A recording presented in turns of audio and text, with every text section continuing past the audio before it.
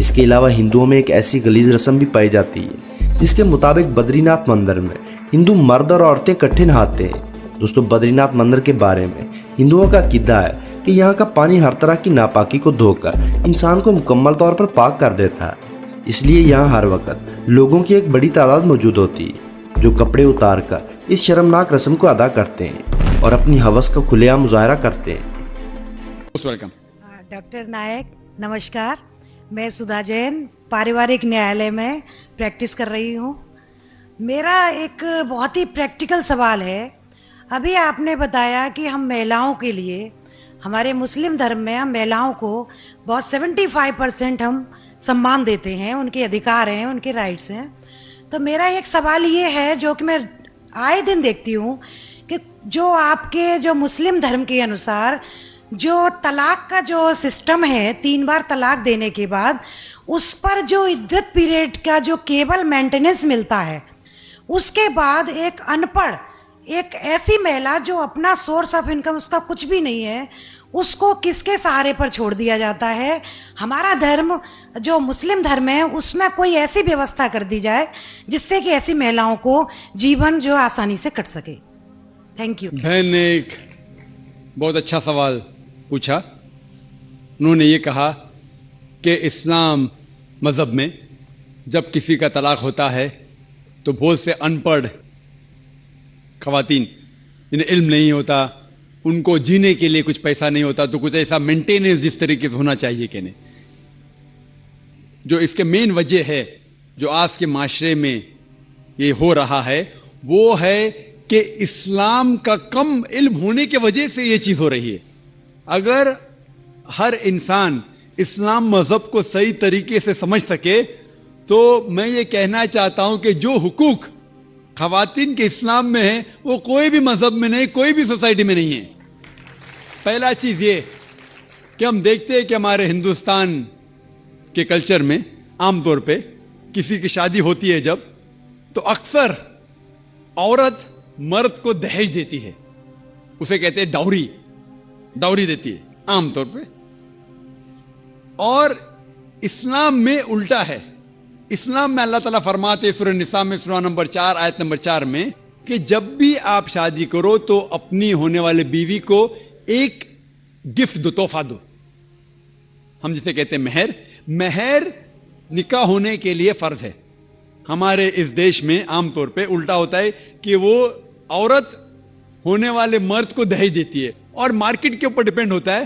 اگر وہ ڈاکٹر ہے تو مانگے گا 1 کروڑ روپیہ یا 10 لاکھ، ڈیپینڈ کون سے علاقے سے آتا ہے۔ انجینئر ہے تو 5 لاکھ، گریجویٹ ہے تو 1 لاکھ، جیسے بھیڑ بکریوں کا بکتے ہیں۔ اور افسوس کی بات ہے کئی مسلمان بھی اس کو عمل کرتے ہیں، بالکل غلط ہے۔ اسلام میں دہیج لینا عورت سے زبردستی بالکل حرام ہے۔ الٹا ہونے والے شوہر کو مہر دینا چاہیے اور اپنے برابر کا مہر دینا چاہیے۔ لیکن افسوس کی بات ہے کہ دہیج لینا چھوڑیے، اگر ہنٹ بھی دینا، دہیج کو ہنٹ دینا کہ میرا بیٹا مرسڈیز کار میں گھومنا چاہتا ہے، ہنٹ دے رہے کہ اس کو دہیج میں مرسڈیز کار چاہیے۔ میرے بیٹے کو 4 بیڈ روم فلیٹ میں رہنے کی عادت ہے، انڈیکیشن، ہنٹ دے رہے کہ مجھے دہیج میں 4 بیڈ روم کا فلیٹ چاہیے۔ یہ بالکل اسلام میں حرام ہے۔ زبردستی مانگنا، اگر خوشی سے، اگر اس لڑکی کے والدین کچھ دینا چاہتے تو آپ لے سکتے خوشی سے، زبردستی آپ لے نہیں سکتے، نہ آپ اس کو ہنٹ دے سکتے کہ مجھے فلیٹ دو یا پیسہ دو۔ اسلام میں الٹا ہے۔ اسلام میں عورت کو مہر ملتا ہے شادی میں، اور مہر نکاح ہونے کے لیے فرض ہے، اور مہر یہ خود عورت بھی طے کر سکتی کہ میں تم سے شادی کروں گی جب تک آپ مجھے 1 لاکھ روپیہ نہیں دیں گے۔ وہ الگ بات ہے کہ وہ غریب شوہر ہے، غریب آدمی بولے گا میں 1 لاکھ نہیں ہے، آپ کوئی دوسرے مرد کو ڈھونڈو، میں دوسری لڑکی کو ڈھونڈوں گا، یہ بھی جائز ہے۔ تو وہ لڑکی دوسرے شوہر کو ڈھونڈیں گی، ٹھیک ہے نا۔ لیکن وہ کہہ سکتی مجھے 1 لاکھ چاہیے، 5 لاکھ چاہیے، 10 لاکھ چاہیے، کچھ بھی کہہ سکتی ہے۔ اگر شوہر کے پاس قوت ہے وہ دیں گا، نہیں قوت ہے تو نہیں دیں گا۔ اسی لیے عرب ممالک میں لڑکی لوگ اتنا ڈیمانڈ کرتے ہیں کہ ان کو عرب خواتین سے شادی کرنا مشکل پڑ جاتا ہے، کیونکہ وہ جانتے ہیں اپنے حقوق کو۔ سورہ نساء کی سورہ نمبر 4 آیت نمبر 20 کے آیت میں لکھا ہے کہ آپ انہیں سونے کا پہاڑ بھی دے سکتے ہیں مہر میں، اور آپ اسے ایک آیت بھی سکھا سکتے ہیں، وہ بھی مہر ہے۔ اگر آپ کے پاس پیسہ نہیں ہے اور وہ آدمی کہتا ہے کہ میرے پاس پیسہ نہیں، میں آپ کو قرآن شریف کی آیت پڑھ کے سناؤں گا، وہ بھی مہر ہو گیا. تو مہر کی کوئی حد نہیں ہے، نہ نیچی حد ہے نہ اوپر حد ہے. اپنے اپنے سٹیٹس کے اکارڈنگ وہ مہر طے کر سکتے. اور یہ مہر کی کئی وجہ ہے. ایک وجہ ہے کہ مثال کے طور پہ اس لڑکی کے والدین نے اس کی پرورش کی، اسے گریجویٹ بنایا، تعلیم کے اوپر خرچہ کیا، تو مہر ملنے کے بعد اس عورت کی وہ اپنی جائیداد ہو جاتی ہے. وہ چاہے اپنے والدین کو دے، چاہے خود رکھے، یا اس کو کوئی بزنس میں لگا دے، کوئی تجارت میں لگا دے، اس کا حق ہے. تو مہر اس کی خود کی جائیداد ہے، وہ کچھ بھی کر سکتی ہے. اور مہر کا کوئی فکسڈ اماؤنٹ نہیں ہے، چھوٹا بھی ہو سکتا ہے، بڑا بھی ہو سکتا ہے. اور اس کے علاوہ یہ مہر اگر خدا نہ کرے، اللہ نہ کرے، اگر طلاق ہوتا ہے، ڈیورس ہوتا ہے، تو یہ مہر اس کے کام آ سکتا ہے.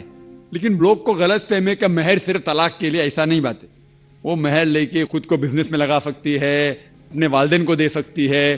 اور جہاں تک کہ اس کا خود کا سوال ہے، اسلام کے اندر جتنے فائنینشیل ایسپیکٹس ہے خرچہ اس کا، شادی کے پہلے ذمہ داری ہے اس کے والد کی اور اس کے بھائی کی. شادی کے بعد ذمہ داری اس کے شوہر کی اور اس کے بیٹے کی. All financial aspect, lodging, boarding, clothing, کھانا پینا، کپڑا، سب اس کو کمانے کی ضرورت نہیں. یہ حق ہے مرد کو دینے کا. تو financially she is more strong, she is very strong financially. جہاں تک کہ مالی حالات میں اسلام میں عورت کا درجہ بہت اونچا ہے. جہاں تک کہ بہن نے سوال پوچھا کہ طلاق ہونے کے ٹائم پہ اسے مینٹیننس کیوں نہیں ملتا، بہت اہم سوال ہے. پہلے ہم یہ جان لے کہ جب اللہ سبحانہ و تعالی خواتین کو اتنے حقوق دیے، حقوق دینے کے باوجود اللہ سبحانہ و تعالی عدل کرتے ہیں، جسٹ ہے. کیونکہ جب بھی طلاق ہوتا ہے گھاٹے میں جاتا ہے مرد اسلام میں زیادہ. کیونکہ جب طلاق ہوتا ہے اسے اگر وہ مہر نہیں دیا ہوگا، دینا فرض ہو جاتا ہے. بھلے وہ مہر 50,000 ہو، 1 لاکھ ہو، 5 لاکھ ہو، 10 لاکھ ہو، وہ اسے طے کرنا چاہیے. جب مہر دیتا ہے تو عورت کا نقصان کچھ نہیں ہوتا. اور طلاق ہونے کے بعد آدمی بھی شادی کر سکتا ہے، عورت بھی شادی کر سکتی. جب طلاق ہو جاتا ہے اسے مہر تو مل جاتا ہے. جب نئی شادی کرتی ہے نیا مہر ملتا ہے. آپ سوچئے آدمی جب نیا شادی کرتا ہے اس کو نیا مہر دینے پڑتا ہے، تو آدمی نقصان میں ہے. اگر آپ یہ کہیں گے کہ طلاق ہونے کے بعد آدمی مینٹیننس بھی عورت کو دے، تو ہم کہیں گے یہ اللہ سبحانہ و تعالی حق کے نہیں ہے. نعوذ باللہ، ایسا کر ہی نہیں سکتے. نہیں تو مجھے لیکچر دینے پڑیں گا آدمی کے حقوق اسلام میں. میں اکثر تقریر کرتا ہوں عورتوں کے حقوق. لیکن جو لوگ اسلام کی بنیادی بات کو نہیں سمجھتے انہیں یہ غلط فہمی ہے کہ عورت کا نقصان ہو رہا ہے. عورت کا نقصان نہیں ہو رہا ہے. اور عورت کو کچھ بھی اگر چیز کی ضرورت ہے، جیسے میں نے کہا، آدمی کا حق بنتا ہے کہ اسے دے. شادی کے پہلے اس کے والد اور اس کے بھائی، شادی کے بعد اس کے شوہر اور اس کے بیٹے. اور اگر یہ نہیں بھی دے تو معاشرے کا فرض ہے کہ عورت کو سنبھالے. معاشرہ نہیں کر سکتا ہے. اگر اسلامک حکومت ہے، حکومت کا فرض ہے کہ عورت کو سنبھالے، اس کی پرورش کرے. یہ اسلام میں. لیکن اگر آپ اس کے بعد کہیں گے طلاق ہونے کے بعد آدمی اسے ہر مہینہ اور 1,000 روپیہ دے، 5,000 روپیہ دے، تو یہ آدمی پہ ظلم ہوئے گا. لیکن جو مہر طے ہوتا ہے شادی کے پہلے نکاح میں، کیا مجھے چاہیے 5 لاکھ روپیہ، اسے وہ سنبھال سکتی ہے. اسے کوئی تجارت میں لگائے اور اس کی آمدنی لے سکتی ہے. اگر کوئی شک ہے کہ ہو سکتا ہے میرا طلاق، کبھی بھی شادی ہوتی تو طلاق کا گمان تو رہتا نہیں دماغ میں کہ طلاق ہونے والا ہے، ہو سکتا ہے. لیکن اس کے لیے اسلام نے اسے الحمدللہ کئی چیزیں سے حفاظت کی ہے. تو مہر جو ہے اسے کئی فائدے ہیں. اور اس کے باوجود حدیث ہے محمد صلی اللہ علیہ وسلم کی کہ اگر کوئی آدمی اپنی بیٹی جس کا طلاق ہوتا ہے اس کی حفاظت کرتے تو بہت ثواب ملتا ہے. تو اسلام میں جو طلاق شدہ عورت ہے اس کے لیے الحمدللہ کئی طریقے ہیں جس سے اس کی حفاظت کی جاتی ہے. جو آپ جو کہہ رہے ہیں وہ یہاں کے معاشرے کے بارے میں کہہ رہے ہیں، تو میں کہتا ہوں کہ یہاں کے خواتین کو اپنے حقوق خود پتہ نہیں. ان کی غلطی ہے، اسلام کی نہیں. ہمارے خواتین اور ہمارے مرد خود نہیں جانتے، طلاق کیسا دینا جانتے نہیں. غلطی کس کی؟ اسلام کی. اسلام کی نہیں، اسلام کے فالو کرنے کے مسلمان کی. اگر آپ اسلام کو جاننا چاہتے ہیں تو مسلمان کو مت دیکھیے. جس طریقے سے آج میں نے کہا. آپ اگر مرسیڈیز کار کو جاننا چاہتے کتنی اچھی ہے, اگر کوئی ڈرائیور جو ڈرائیونگ نہیں جانتا ہے اس کے پیچھے بیٹھا اسٹیئرنگ ویل کے اوپر اور مرسیڈیز کار کو ٹھوک لیتا ہے تو غلطی کس کی, مرسیڈیز کار کی کہ ڈرائیور کی؟